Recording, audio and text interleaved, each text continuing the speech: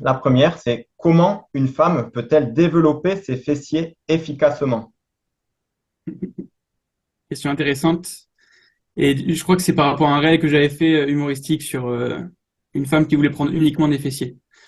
Donc pour les fessiers, il faut savoir que c'est un muscle du coup qui est au niveau des hanches et qui est travaillé principalement quand on fait une flexion de hanche. On va plier ses hanches du coup, ils vont être étirés et après quand on fait une extension de hanche, ils vont se contracter. Donc tous les mouvements de squat par exemple, tous les mouvements de fente, tous les mouvements de hip thrust où on va faire justement des extensions de hanches, ça va être des mouvements qui vont les travailler. Donc si on veut développer ses fessiers, première chose à faire, je dirais, serait de apprendre à les ressentir. Donc, se focaliser sur tout ce qui va être extension de hanche, peut-être en premier lieu, surtout sur les personnes qui ont des difficultés à les sentir, et derrière, devenir fort sur les mouvements qui impliquent une grosse flexion de hanche. Donc, le squat, les fentes, par exemple, etc. D'accord.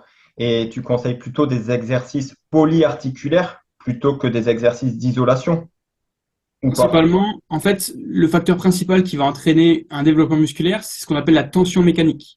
Donc, c'est la quantité de charge qu'on va mettre sur un muscle et le temps sous tension qu'il va y avoir en étirant et en contractant ce muscle. Donc, en faisant que des exercices d'isolation, malheureusement, on ne pourra pas mettre beaucoup de charge.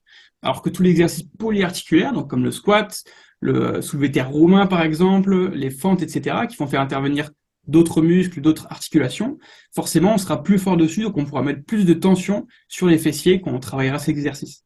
Donc, c'est plus intéressant et on ira beaucoup plus vite en progressant en faisant des exercices polyarticulaires, du coup, où on mettra plus lourd. Et à la limite, on finit avec de l'isolation pour aller vraiment terminer le muscle plus en profondeur, on va dire.